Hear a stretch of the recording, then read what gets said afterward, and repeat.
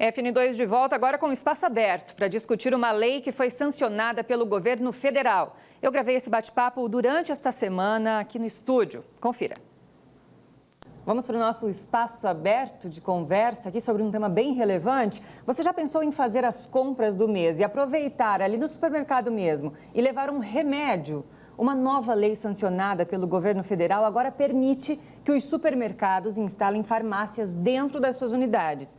Mas atenção, não é pegar um remédio na prateleira ali ao lado do feijão, viu? Existem regras rígidas de segurança e a presença obrigatória de um farmacêutico no estabelecimento. Para entender o que muda, os riscos da automedicação, especialmente com a moda dos remédios injetáveis para emagrecer, a gente recebe hoje aqui no Espaço Aberto Décio Gomes, que é delegado regional de farmácia. Ele é delegado regional do Conselho Regional de Farmácia do Estado de São Paulo. Doutor Décio Gomes, muito obrigada pela vinda até aqui hoje, esclarecer esse debate para a gente, porque é um assunto muito sério, né? Como que o Conselho enxerga essa questão de o remédio estar não só dentro das farmácias, mas também nos supermercados? Olha, na verdade, para nós, o medicamento ele vai continuar dentro da farmácia, porque segundo a lei, né, a nossa...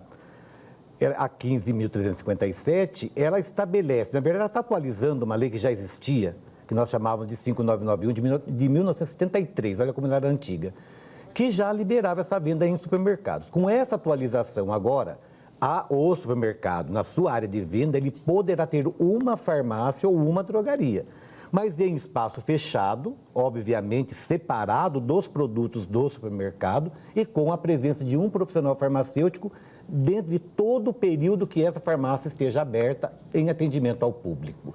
Então, dentro desse sentido, para nós, na nossa visão dentro do Conselho, não fere as questões voltadas à saúde pública e não vai expor esse usuário, esse paciente, ao risco, desde que se cumpra a lei como ela foi atualizada. E, claro, tem normas que precisam ser respeitadas, né? Por exemplo, a presença de um profissional farmacêutico no local, é isso? Isso daí é imprescindível. Nenhuma farmácia ou drogaria em supermercado será aberta sem a presença desse profissional farmacêutico. E uma outra coisa, sem atender também ao que se é pedido segundo a vigilância sanitária dos municípios. Então, tem um atendimento aí rígido para que essas farmácias sejam abertas. Falando nessa questão sanitária, o quesito armazenamento é visto também de uma forma, digamos, garantida, já que, como o senhor bem disse, é um espaço à parte do mercado? Isso, olha, a dispensação do medicamento ele é feito ali no ato, no balcão da farmácia ou no consultório farmacêutico, desde que esse aí tenha o consultório ou ainda numa sala de aplicação. Esse medicamento que está na prateleira, ele já está dentro das regras da temperatura ideal para que seja mantida a sua qualidade. O estoque, aonde será mantidos os medicamentos que depois irão para a prateleira, também vai ter dentro de uma temperatura adequada, ideal, para que não sofra nenhuma alteração. Então, além do espaço de atendimento na farmácia, o supermercado também vai ter que pensar nesse espaço para o armazenamento. Ele não vai poder colocar em qualquer lugar onde ele coloca o feijão, por um exemplo, lá no estoque de alimentos, dos cereais, por um exemplo. Certo. Né? Doutor Décio, o seguinte... Você acredita que a automedicação pode ser ainda mais intensificada, tendo, digamos, esse lugar a mais para ter acesso aos medicamentos ou não? Olha, se tratando de automedicação, no Brasil já é um problema sério. Eu falo no Brasil como um todo, que não é um estado a mais ou outro a menos. No Brasil todo, ela é problemática. Para você ter uma ideia, nós temos em torno de 20 mil óbitos ano, segundo o Cinetox, que é o Sistema Nacional de Informação Tóxico-Farmacológica no Brasil. Seria muito alto esse índice. Hoje, quanto mais você amplia o acesso da população ao medicamento, nós corremos um risco cada vez maior dessa automedicação se intensificar. Mas é aí que vem o papel e a responsabilidade moral e ética do profissional farmacêutico que está na farmácia. Ele é o profissional que tem que fazer, eu digo até essa sensibilização para esse uso racional desse medicamento. Porque nós não podemos deixar com que um medicamento que veio para curar os nossos males cause um dano à saúde do outro. Então, para você ter uma ideia, olha, num período de 10 anos, de 2013 a 2022, o Brasil registrou no estudo feito mais de 642 mil casos, tá, notificados de intoxicação por medicamentos. Isso é muito sério. Então, quando se amplia esse acesso, tem que tomar cuidado muito grande com isso. Para as pessoas de casa terem uma ideia, quais são os perigos da automedicação? O que um remedinho para dor de cabeça ou dor no corpo pode inibir ali, digamos, ou esconder? Olha, eu vejo assim uma coisa que é séria demais, a questão dos antibióticos. Um exemplo. Hoje nós temos bactérias resistentes, bactérias multiresistentes, devido ao quê? O uso inadequado dos antibióticos, por automedicação, por vendas que são feitas de forma ilegal e também por prescrições erradas. Hoje nós temos esse problema que deve ser trabalhado e está sendo trabalhado. Quando você não dá a resistência, confere a resistência a uma bactéria, por um exemplo, você pode também estar mascarando o quê? Sintomas importantes de uma doença e prolongar esse problema, que no futuro, na evolução desse problema, a doença se destaca lá na frente, já de uma forma exacerbada, talvez até difícil de você trabalhá-la. É preciso procurar profissionais realmente. Doutor, em relação aos injetáveis, a gente pode até chamar de moda, né? Medicamentos injetáveis, tem até 2 para citar: semaglutida, tirzepatida. Não estamos falando de marca, mas sim de substâncias. Isso. Quais são os perigos de quem faz o uso indiscriminado e sem acompanhamento profissional desses medicamentos, já que a gente está falando de automedicação? Olha, em se tratando da tirzepatida, semaglutida, que é o que está na moda hoje, eu acho que hoje se fala mais da tirzepatida, né? O nosso problema maior dela é que a parte que se compra hoje, principalmente sem uma informação médica ou de um farmacêutico, quem só pode prescrevê-la é o médico. E o farmacêutico fazer o acompanhamento farmacoterapêutico. O nosso problema que nós estamos vendo, que está aumentando muito, por exemplo, são os casos de pancreatite. O que está levando isso? É o uso indevido, sem acompanhamento e, obviamente, né, sem um cuidado farmacoterapêutico. Então, olha o problema que gera para essas pessoas futuramente e também para o sistema de saúde, né? Que vai abarrotar as nossas portas de emergência. Vale frisar que sem o acompanhamento, né? Com certeza, absoluta. A gente não está aqui dizendo que não devem ser usados, mas, claro, com um médico ao lado. Isto, com certeza. Para quem está chegando agora nessa conversa, esse é o Espaço Aberto aqui do Fronteira Notícias, segunda edição. Eu estou conversando com o Dr. Décio Gomes, que é delegado regional do Conselho Regional de Farmácia do Estado de São Paulo, esclarecendo muitas dúvidas, porque foi aprovada uma lei para a venda de medicamentos agora em supermercados. A gente volta a falar desse assunto. Quais são os perigos reais das pessoas quando compram medicamentos sem procedências? A gente estava falando dos injetáveis, por exemplo. A gente sabe que existem vendas de diversas formas desses produtos.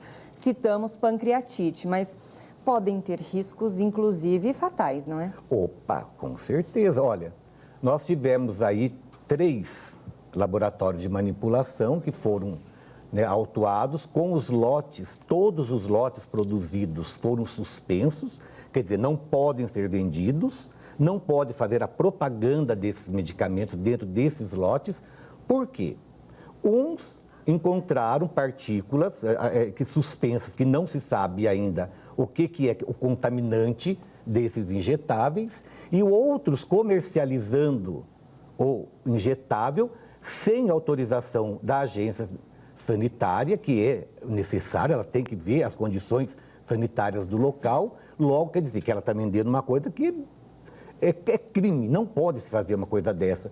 E a outra, uma coisa que eu ainda acho tão grave tanto quanto, tá, é você vender um medicamento que o insumo farmacêutico ativo, você não sabe a procedência, de onde veio esse insumo farmacêutico ativo.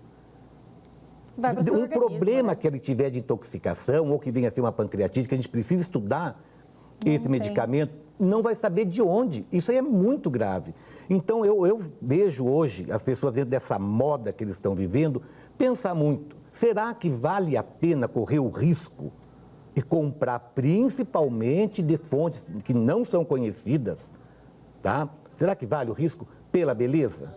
A gente tem que pensar. E outra coisa, mas eu compro pelo preço, tudo bem, você paga 200 em uma e 1.400 na outra.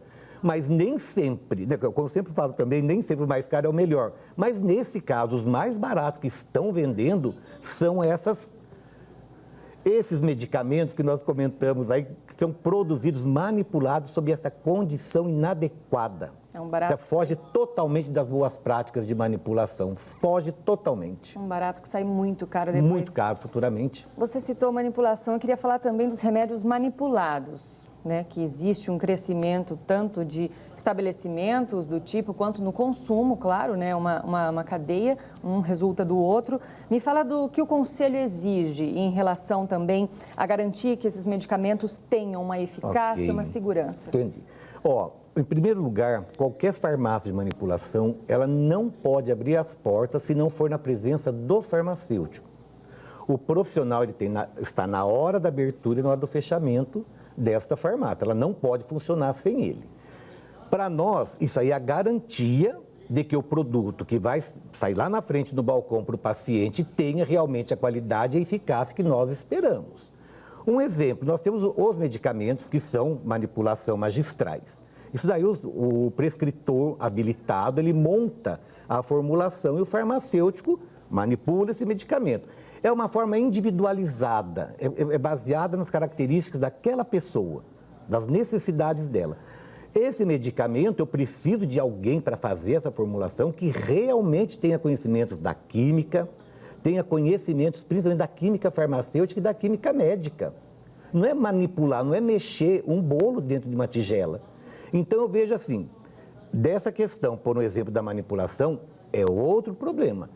Tem que ser uma farmácia de confiança, tem que ser um farmacêutico de confiança. Não é o mais barato, mais uma vez, mas é aquele que é o melhor. Sim. Tem que ser o melhor. E para nós do Conselho, a gente zela por quem? A gente zela, obviamente, pelo farmacêutico, que é o nosso profissional, que está do nosso âmbito, mas nós zelamos também por meio dele da saúde do cidadão. Então, esse farmacêutico, ele tem que trabalhar com a consciência moral e ética, né? Ele lida com vidas. Com certeza. Não é? Doutor Décio Gomes, sobre isso que nós conversamos e, claro, procurar sempre locais com procedência, com profissionais presentes, deixa uma mensagem final para o consumidor. Todo mundo consome, de alguma forma, algum tipo de medicamento em algum momento da vida. Isso. Qual a mensagem final que você deixa? Olha, hoje eu deixo uma mensagem quando eu pego a faixa etária dos idosos e lá da criançadinha lá embaixo. Para mim, são os dois problemas maiores nossos hoje. A criança, quando tem um acesso, na própria casa, né, livre ao medicamento, isso aí causa problemas sérios de acidentes medicamentosos. E o idoso, que muitas vezes, por falta de informação, acaba o quê? Fazendo uso errado também desses medicamentos.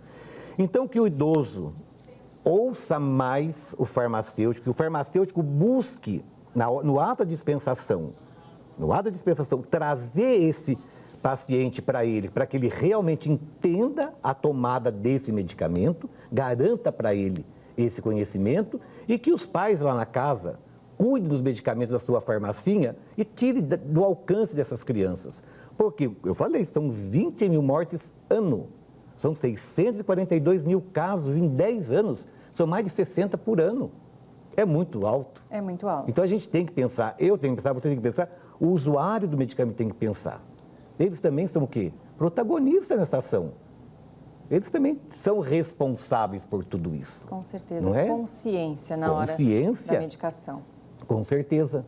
Doutor Décio Gomes, delegado regional do Conselho Regional de Farmácia do Estado de São Paulo, te agradeço imensamente pela vinda até aqui, pelos esclarecimentos e, claro, até uma próxima. Opa, sempre que necessitar, é só chamar. É só chamar e o espaço aqui é aberto. A gente conversa sobre temas relevantes, tanto para nós quanto para vocês que nos acompanham.